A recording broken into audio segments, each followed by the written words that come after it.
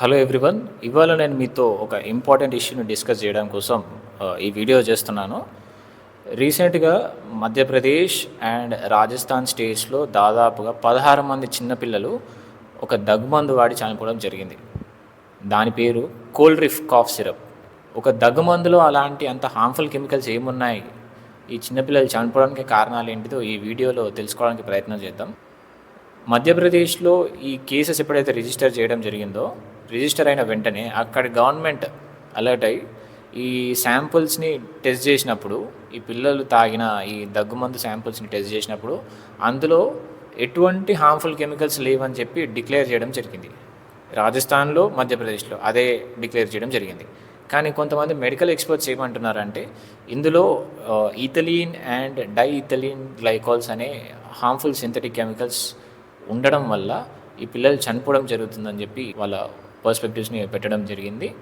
అయితే ఈ Madhya Pradesh and రాజస్థాన్కి supply అయిన ఈ కోల్డ్రిఫ్ కాఫ్ సిరప్స్ ఎక్కడ మ్యానుఫ్యాక్చర్ చేయడం జరిగిందంటే తమిళనాడులోని కాంచీపురం డిస్టిక్లో శ్రీసన్ ఫార్మాస్యూటికల్స్ అనే మ్యానుఫ్యాక్చరింగ్ యూనిట్లో ఇవి తయారవ్వడం జరిగింది. బ్యాచ్ నెంబర్ 13 అనే నెంబర్తో తమిళనాడు నుంచి అక్కడికి మధ్యప్రదేశ్ అండ్ రాజస్థాన్కి సప్లై చేయడం జరిగింది. రాజస్థాన్లో కూడా there is another pharma company named with కేసన్ ఫార్మా ఇండస్ట్రీస్ అనే కంపెనీ నేమ్తో అక్కడ కూడా సేమ్ కాఫ్ సిరప్స్ని తయారు చేయడం కూడా జరిగింది. తమిళనాడు గవర్నమెంట్ ఈ శ్రీసన్ ఫార్మా ఇండస్ట్రీకి విజిట్ చేసి వాళ్ళ మ్యానుఫ్యాక్చరింగ్ యూనిట్లో ఇన్వెస్టిగేషన్ స్టార్ట్ చేసినప్పుడు వాళ్ళు ఫైండ్ అవుట్ చేసిన థింగ్ ఏంటిదంటే వాళ్ళ శాంపుల్స్లో around 46% of ethylene and diethylene synthetic compounds ఉన్నాయని చెప్పి వాళ్ళు ఫైండ్ అవుట్ చేశారు, which is very deadly compound. అది కన్జ్యూమ్ చేస్తే పిల్లలు వితిన్ 2 to 3 వీక్స్లో చనిపోవడం జరుగుతుంది. సో ఇంత హార్మ్ఫుల్ కెమికల్స్ని ఈ పిల్లలు తాగే దగ్గుమందులో కలపడానికి కారణాలు ఏంటిది అని విచారించినప్పుడు ఎక్స్పర్ట్స్ ఏమంటున్నారంటే జనరల్గా ఈ కాఫ్ సిరప్స్ మ్యానుఫ్యాక్చరింగ్లో వాడే మెడికల్ కాంపౌండ్ ఏంటిదంటే డెక్స్ట్రోమెథార్ఫన్ అండ్ హైడ్రోబ్రోమైడ్ అనే ఈ మెడికల్ కాంపౌండ్స్ని వాడతారు.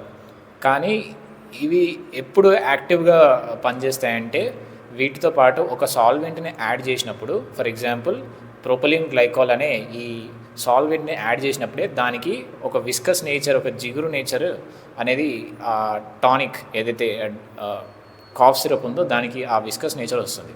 ఈ ప్రొపలిన్ గ్లైకాల్ అనే కెమికల్ ఇది ఇనర్ట్ అండ్ నాన్ టాక్సిక్. ఇది ఇండియన్ మెడికల్ స్టాండర్డ్స్ ప్రకారం it is very safe and non toxic to use medical మ్యానుఫ్యాక్చరింగ్లో వాడొచ్చు అని చెప్పి ఇండియన్ స్టాండర్డ్స్ ప్రకారమే వాడొచ్చు అని చెప్పి చెప్పారు. మధ్యప్రదేశ్లో ఈ పిల్లలు చనిపోయినప్పుడు అక్కడ గవర్నమెంట్ ఆ శాంపిల్స్ టెస్ట్ చేసిన తర్వాత చెప్పింది ఏంటంటే ఈ కాఫ్ సిరప్స్లో ఎటువంటి హార్మ్ఫుల్ సబ్స్టెన్సెస్ ఏమీ లేవు అని చెప్పడం జరిగింది.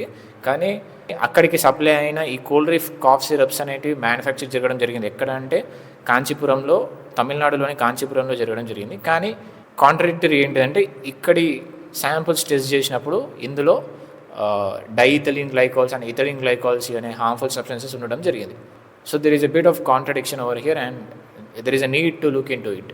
ఈ మెడికల్ ఎక్స్పర్ట్స్ ఏమంటున్నారంటే ఈ ఫార్మా ఇండస్ట్రీస్ వాళ్ళకి తక్కువ ఖర్చులో దొరికే సేమ్ ప్రొపలిన్ గ్లైకాల్కి ఎట్లాంటి ప్రాపర్టీస్ అయితే ఏవైతే ఉన్నాయో అదే ప్రాపర్టీస్తో ఈ డైఇథలీన్ అండ్ ఇథలీన్ గ్లైకాల్స్ అనే కెమికల్స్ దొరకడంతో యాక్చువల్గా వీటిని ఎక్కడ వాడతారంటే మ్యానుఫ్యాక్చరింగ్ ఇండస్ట్రీస్లో బ్రేక్ ఆయిల్స్, పెయింట్స్లో, వీటి ప్లాస్టిక్స్ మ్యానుఫ్యాక్చరింగ్లో వాడే ఈ డిఈజీ అండ్ ఈజీ అనే హార్మ్ఫుల్ సబ్స్టెన్సెస్ని బికాజ్ ఇది చీపర్గా దొరుకుతుంది కాబట్టి సేమ్ ప్రొపలిన్ గ్లైకాల్కి ఎటువంటి ప్రాపర్టీ, విస్కస్ ప్రాపర్టీ ఎలా అయితే ఉందో సేమ్ అదే ప్రాపర్టీతో ఈ డిఈజీ అండ్ ఈజీ ఉండడమే మెయిన్ రీజన్ ఈ ఫార్మా ఇండస్ట్రీస్ ఈ కాఫ్ సిరప్ మ్యానుఫ్యాక్చరింగ్లో వాడడానికి వన్ ఆఫ్ ది రీజన్ అని చెప్పేసి చెప్తున్నారు. ఇథిలిన్ గ్లైకాల్ ఇంకా డైఇథిలిన్ గ్లైకాల్స్ ఇవి ఎంత హార్మ్ఫుల్ అంటే ఇది కన్జ్యూమ్ చేసిన వెంటనే వితిన్ 2 to 3 వీక్స్లో కిడ్నీస్ ఖరాబ్ అయిపోవడము, యూరిన్ రాకపోవడము, కంప్లీట్గా బ్లాక్ అయిపోవడము, లివర్ ఖరాబ్ అయిపోవడము, గ్యాస్ట్రో ఇంటెస్టైనల్ ట్రాక్ కంప్లీట్గా బ్లాక్ అయిపోవడము, నర్వస్ డిసార్డర్స్ రావడము, హియరింగ్ డిసెబిలిటీ రావడము, విజన్ లాస్ అయిపోవడము, ఇలాంటి చాలా కాంప్లెక్స్ సిమ్టమ్స్ వచ్చిన తర్వాత పిల్లలు చనిపోవడం జరుగుతుంది. This is very sad. ఇది it is not less than a medical disaster. Government has to take some action to tackle these kind of medical disasters. ఇంతకు ముందు కూడా 2019లో జమ్మూ అండ్ కాశ్మీర్లో కూడా ఇలాంటి ఒక 2 to 3 కేసెస్ రిజిస్టర్ అవ్వడం జరిగింది. ఇలాంటి దగ్గుమందులు వాడడం వల్లనే పిల్లలు చనిపోవడం జరిగింది. కానీ అప్పుడు ఈ ఇష్యూని అంతగా రిజిస్టర్ అవ్వనివ్వలేదు, బయటికి రాలేదు. 2022లో కూడా ఆఫ్రికాలోని గాంబియా అనే ఒక చిన్న కంట్రీ ఉంది. అక్కడ 300 మంది పిల్లలు ఇలాంటి దగ్గుమందులు వాడి చనిపోవడం జరిగింది. అక్కడ కూడా శాంపుల్స్ టెస్ట్ చేసినప్పుడు ఇథిలిన్ గ్లైకాల్స్, డైఇథిలిన్ గ్లైకాల్స్ అనే ఈ హార్మ్ఫుల్ కెమికల్స్ అందులో ఉండడం వల్లనే, అది కూడా ఎక్కువ డోసెస్లో అరౌండ్ 46% ఆఫ్ కెమికల్ కంపోజిషన్ ఈ డైఇథిలిన్ గ్లైకాల్స్ ఉండడం వల్ల పిల్లలు చనిపోవడం జరిగింది. షాకింగ్ ఇన్సిడెంట్ ఏంటిదంటే, ఆ 300 మంది పిల్లలు చనిపోవడానికి కారణం ఈ దగ్గుమందు. ఇది తయారు చేసింది కూడా Indian manufacturers. World Health Organization ఒక 4 ఇండియన్ డ్రగ్ మ్యానుఫ్యాక్చరింగ్ కంపెనీస్ని బ్యాన్ చేయడం జరిగింది. వీళ్ళు high amount of diethylene glycols and ethylene గ్లైకాల్స్ని వాడుతున్నారు కాబట్టి నిషేధిత జాబితాలోకి వీటిని పెట్టడం జరిగింది. ఇలాంటి హెల్త్ డిజాస్టర్స్ని ట్యాకిల్ చేయడం కోసం వరల్డ్ హెల్త్ ఆర్గనైజేషన్ ఒక 2 types ఆఫ్ మెథడ్స్ని ప్రిస్క్రైబ్ చేసింది. Gas chromatography and liquid chromatography.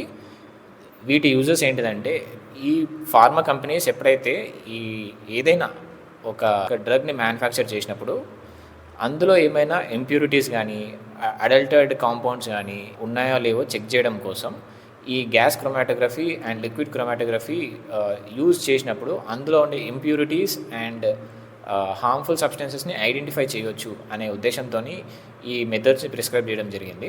మీరు ఏదైనా దగ్గుమందు తీసుకున్నా కూడా దాని వెనకాల ఇంగ్రీడియంట్స్ లిస్ట్ని చెక్ చేయండి ఒకసారి. అందులో ఒకవేళ ప్రొపలిన్ గ్లైకాల్ ఉంటే మాత్రం ఇట్ ఈస్ సేఫ్. కానీ ethylene glycols and diethylene glycols అనే ఇంగ్రీడియంట్ కనపడితే మాత్రం ప్లీజ్ డూ అవాయిడ్ ఇట్. దాన్ని గవర్నమెంట్కి రిపోర్ట్ చేసి వెంటనే ఆ పర్టికులర్ మెడిసిన్ని బ్యాన్ చేయాలని చెప్పేసి డిమాండ్ చేయండి. పోయిన ప్రాణాలను మాత్రం వెనక్కి అయితే తీసుకొని రాలేం, కానీ ఇలాంటి హెల్త్ డిజాస్టర్స్ని ఇంకా ఫ్యూచర్లో రానివ్వకుండా మాత్రం చూసుకునే బాధ్యత మాత్రం గవర్నమెంట్ పైన ఎంతో ఉంది. ఈ ఫార్మా ఇండస్ట్రీస్ పైన ఒక ప్రాపర్ స్ట్రిక్ట్ గైడ్లైన్స్ని తీసుకొచ్చి వాటిని ప్రాపర్గా ఇంప్లిమెంట్ అయ్యే విధంగా ఒక స్ట్రాంగ్ విజిలెన్స్ డిపార్ట్మెంట్ని ఏర్పాటు చేసి రెగ్యులేటరీ ఫ్రేమ్వర్క్ని ఇంట్రడ్యూస్ చేసి మ్యానుఫ్యాక్చర్ చేస్తున్న ఈ మెడికల్ కాంపౌండ్స్ ఏవైతే ఉన్నాయో వాటి sample testing time to time జరగడం, ఏదైతే బ్యాచెస్ వారీగా వాళ్ళు ఈ మ్యానుఫ్యాక్చర్ చేస్తున్న మెడిసిన్స్ ఏవైతే ఉన్నాయో వాటిని శాంపుల్ టెస్ట్ పక్కాగా తీసుకొని వెళ్ళే బాధ్యత ఈ విజిలెన్స్ డిపార్ట్మెంట్ పైన ఎంతగానో ఉంది.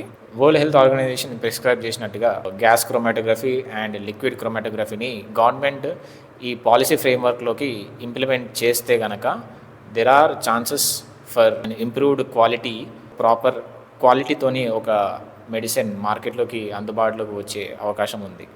గవర్నమెంట్ కూడా ఈ ఫార్మా ఇండస్ట్రీస్కి సబ్సిడైజ్డ్ ప్రైజెస్లో ఇన్సెంటివ్స్ ఇస్తూ ఈ రా మెటీరియల్స్ని తక్కువ ప్రైజెస్లో వాటికి అందించే మెకానిజంని తీసుకొచ్చినప్పుడు ఐ థింక్ ఇలాంటి ఇష్యూస్ జరిగే ఛాన్సెస్ చాలా తక్కువగా ఉంటాయి.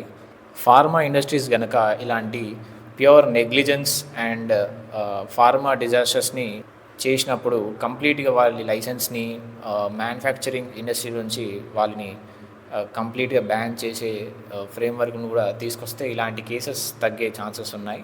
క్వాలిటీ సర్వీస్ని మార్కెట్లోకి ఇంట్రడ్యూస్ చేసే అవకాశాలు చాలా ఎక్కువగా ఉన్నాయి.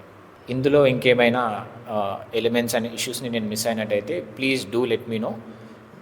దీనిపైన మీ అభిప్రాయం ఏంటో please let me know in the comment section. Thank you. Signing off, this is your Arvind.